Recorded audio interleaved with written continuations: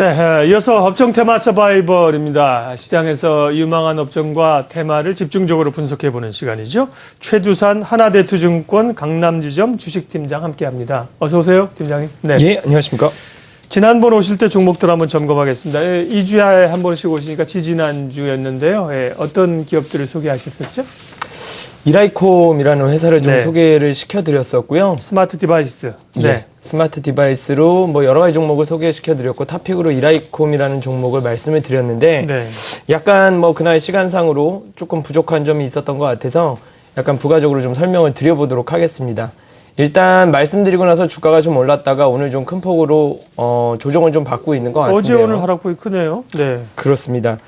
일단 기본적으로 이 회사 그날 말씀드렸던 것 중에 가장 이제 의문시되는 게 작년 실적 대비로 과연 앞으로 그렇게 높은 실적이 가능한가라는 부분일 텐데요.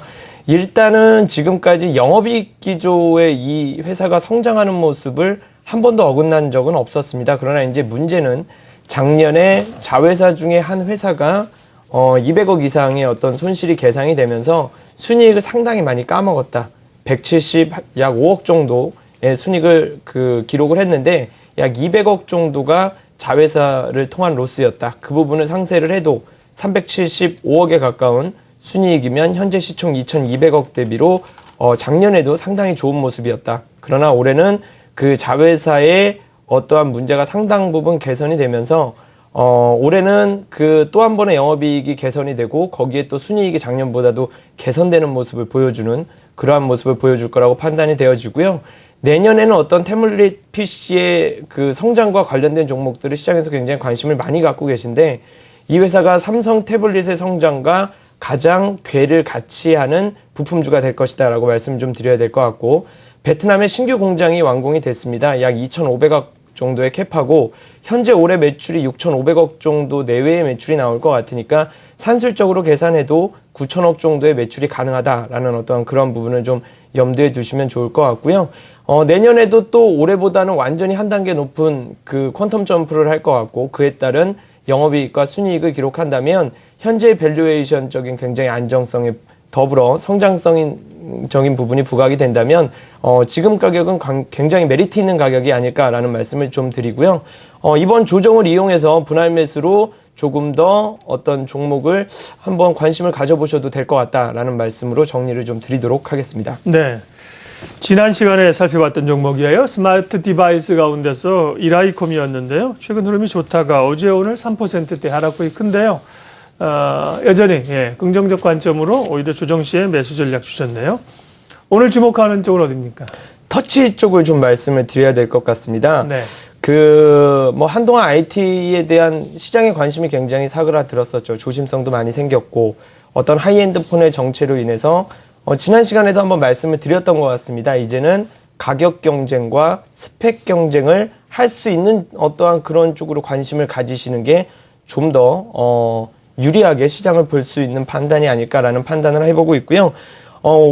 터치라는 부분은 그 IT 제품 중에서 가장 큰 화두가 될 것 같습니다. 이제 저희가 생활하는 거의 모든 IT 제품이 터치화가 되고 있습니다. 집에서 쓰고 있는 일반 가전서부터 그리고 뭐 지하철에 가보면 요새 큰 어떤 안내판 같은 것들이 있는데 그런 것도 터치를 이용해서 구현을 하고 있고요. 저희가 쓰는 노트북이라던가 일반 모니터도 터치화로 빠르게 전환을 해가고 있습니다. 터치라는 것은 가장 사람의 직관이 정확하게 이용돼서 어떠한 입력을 할 수 있는 방식이라고 좀 말씀을 드려야 될 것 같고요. 이 터치 방식에서는 굉장히 큰 화두들이 있습니다. 그 화두에 맞춰서 주목해야 될 종목이 어떤 것이 있는지를 한번 말씀드리는 시간을 가져보도록 하겠습니다. 네. 터치라면 이제 우리가 쓰고 있는 상당수의 그 디스플레이들이 과거에는 이 키보드나 혹은 마우스를 사용하다가 화면을 터치하는 그런 방식인데요. 네, 그럼 결국 이제 디스플레이 쪽이 되는 건가요? 그렇다고 보시면 맞을 것 같습니다. 네. 터치와 관련해서 그러면은 유망 분야를 좀 더 자세히 설명해 주세요. 터치 기존에 있었던 많은 편리함들이 있지만 저희가 실제 사용하는데 있기 전에 제품을 생산하는 것에서는 상당한 문제점이 있었습니다. 왜 그러냐면 저희가 그 디스플레이, 이 핸드폰을 보면 그 안에 들어가는 가장 큰 원가 비중이 터치 패널입니다. 네. 그리고 그 터치 패널 안에 가장 큰 원가 부담이 ITO 필름이라는 것인데요. 아마 이쪽 산업에 대해 조금이라도 관심이 있으셨던 분은 한 번이라도 들어 봄직한 어떤 단어실 텐데, 이 ITO 필름의 문제는 히토류 금속을 이용해서 만드는 어떠한 제품이고, 또 이것들이 그 일본의 니코덴토라는 어떤 회사를 통해서 거의 70% 이상이 공급이 된다. 그래서 상당히 어떠한 그 가격적인 부분과 향후의 어떤 수급적인 부분에 상당한 어떤 문제가 있었던 어떤 부분이다라고 좀 말씀을 좀 드릴 수가 있겠는데, 이 부분을 해소할 수 있는 터치를 구현하기 위해서 굉장히 많은 노력들을 시장에서 해오고 있었습니다. 그러나 쉽지 않았고 계속적으로 연구 개발만 하고 있던 상황이었는데요. 이러한 그 ITO 필름이 없는 상태로 우리가 터치 패널을 만들 수 있는 기술이 나왔다. 그러면 그러한 회사를 저희는 주목을 해봐야 되고, 관련 기업들을 찾아보는 노력을 해보시는 것이 굉장히 중요할 것이라고 판단을 하고 있습니다. 네. 그럼 지금 말씀하신 그 일본 기업들에 의존했던 그 히토류를 사용하지 않고 ITO 필름을 대체할 수 있는 그런 제품들을 국내 기업들이 만들었습니까? 만들었습니다. 네. 예, 주목을 한번 해보셔야 될 것 같고요. 네. 예전에도 이 시간을 통해서 몇 번 소개를 시켜드린 적이 있습니다. 굉장히 어떤 그 현재의 밸류에이션이나 그런 부분은 조금 부족할지어도 기술의 혁신적인 부분으로 시장을 선도할 수 있는 기업으로 꼭 주목을 해주셨으면 좋겠다라는 말씀을 드린 기업인데요. 잉크테크라는 회사입니다. 네. 잉크테크라는 회사고, 일단 그 잉크테크가 어떠한 기술적인 부분을 진전을 시켰고, 또 저희가 어떤 부분으로 주목을 해야 되는지를 좀 구체적으로 말씀을 드리면, 일단 ITO 필름으로 만드는 기존 그거를 대체할 수 있는 가장 진보된 현재의 기술이 메탈 메쉬라는 기술이다라는 부분이라고 말씀을 좀 드려야 될 것 같고, 현재 일부 올인원 PC에는 적용을 좀 했었지만 저희가 스마트폰이나 태블릿에 적용은 상당히 어려웠습니다. 왜 그러냐면 모아레 현상이라고 합니다. 이 화면에서 약간 그 더운 여름날에 나오는 수증기가 좀 이렇게 흔들리는 것처럼 보인다고 할까요? 약간 흔들려 보이는 그러한 증상들을 좀 잡을 수가 없었는데요. 그 이유는 이 미세선 회로폭을 현재는 약 5마이크론 정도의 제품이 시장에 나와 있는데 1마이크론 이하로 떨어져야 그러한 것들이 구현이 가능한 상황이었는데, 잉크테크가 바로 그 1마이크론 이하의 제품을 만드는 데 성공을 했고요. 얼마 전에 있었습니다. 63빌딩에서 기술 설명회를 가졌고, 오랜만에 이제 회사의 정광춘 사장이 시장에서 기술 설명회를 했는데, 어떤 오랜만에 등장했다는 것은 그만큼 기술에 대한 자신감이 있고 상용화가 근접했다는 것을 보여주는 어느 정도의 그 모습이었다고 평가를 하고 싶고요. 시장의 관계자들이 굉장히 많이 왔었습니다. 굉장히 많은 분들이 서서 들을 정도로 관심이 굉장히 많았고, 굉장히 그 기술의 놀라움을 좀 표출하는 상황이 아니었나라고 좀 말씀을 좀 드려보고 싶고, 현재 이 회사 같은 경우 메탈 메쉬가 중요한 부분이 몇 가지가 있습니다.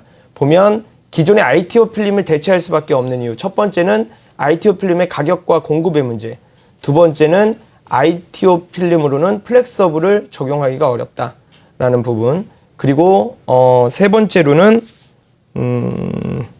대면적의 적용이 어려움이 있을 것 같습니다. 13인치 이상의 어떤 대면적을 적용하는 데는 기존의 ITO 방식은 저항값이 굉장히 높기 때문에 굉장히 기술적 구현이 어려움이 있었는데요. 그러한 부분을 해결했다라고 볼 수가 있겠고, 기존 대비 ITO 필름을 사용하는 것보다 거의 한 30% 이상의 원가 절감이 가능하고요.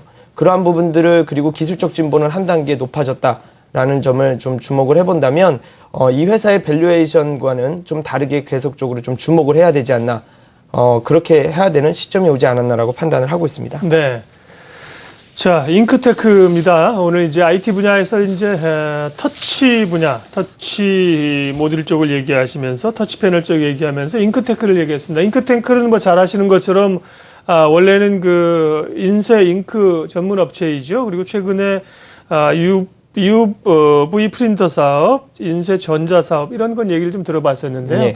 터치스크린 쪽은 그러면 이제 최근에 신규 분야인가요? 어느 매출에서 어느 정도나 차지하고 있거나 이쪽에서 구체적으로 매출이 일어나는 건가요? 일단은 네. 이 회사는 그 메탈 메쉬를 만드는 데 있어서 소재를 일단 기본적으로 납품을 하고요. 네. 소재뿐만 아니라 이 회사가 어떠한 그 윗단의 제품까지 구현을 시켜서 납품을 할 수 있는 구조를 좀 만들어 놨고요. 현재는 매출이 뭐 그렇게 큰 상황은 아닙니다. 그러나 얼마 전에 말씀드린 것처럼 기술 설명회를 통해서 상용화 준비가 끝났다는 것을 알렸고 11월부터는 저희가 이 기술이 적용된 태블릿 PC를 어떤 저희가 볼 수 있는 상황이 될 것 같습니다. 그렇다면 시장에서의 관심도 한 차례 또 제고될 거라고 생각을 하고 있고요. 현재 매출은 전 세계 어떤 터치 시장이 약 5조 원 되는데 그 중에서 회사의 목표는 내년에 약 5%를 제시를 했는데 모르겠습니다. 회사의 목표까지는 잘 모르겠지만 2% 정도만 한다고 그래도 올해 회사가 어떠한 이런 그 말씀하신 그 앵커분께서 말씀하신 기존의 어떤 잉크 사업을 제외한 어떤 새로운 어떤 그 전자잉크 쪽 산업이라고 볼 수 있겠죠. 이쪽으로 약 올해 900억 정도의 매출이 예상이 되는데요. 그거를 뛰어넘는 2%만 해도 1000억 이상의 어떤 매출이 가능할 것 같고 상당히 좋은 영업이익률이 또 나올 거라고 예상을 하기 때문에 내년부터는 굉장히 좋은 모습을 보여주지 않을까 생각을 하고 있고 기존의 잉크 산업도 사실은 굉장히 마진이 좋습니다. 약 15% 정도를 그 차지하고 있고 매출도 700억이 넘어가는데 문제는 이 회사가 그 어떤 이러한 것들을 어떤 구현시키기 위한 R&D 비용으로 그동안 회사에 수익이 모두 들어갔다.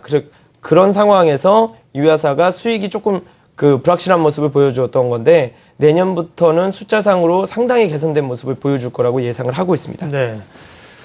자, 물론 뭐 신규 분야는 새로운 매출이 나왔다고 해서 주가에 반영되는 건 아닙니다. 오히려 뭐 기대감으로 이 매출이 일어나기 전에 오를 수 있는 것들이지요.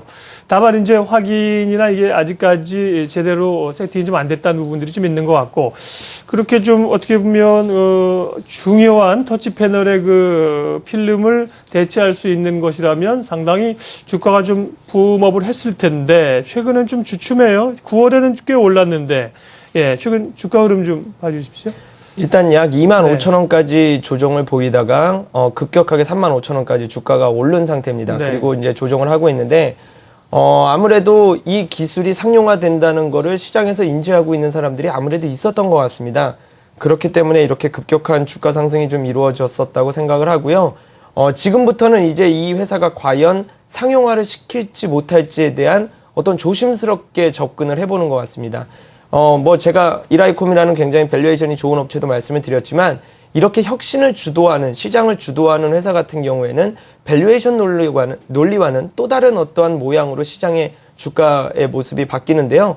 이 회사가 정확히 밸류에이션이 나오지 않기 때문에 어느 정도 가격에서 접근을 하겠다라는 거는 사실 굉장히 조심스러운 어떠한 그 말씀이 될 텐데 일단 기본적으로 판단하는 부분은 이 회사가 올해 최고점이 4만 원까지 주가가 올랐었죠.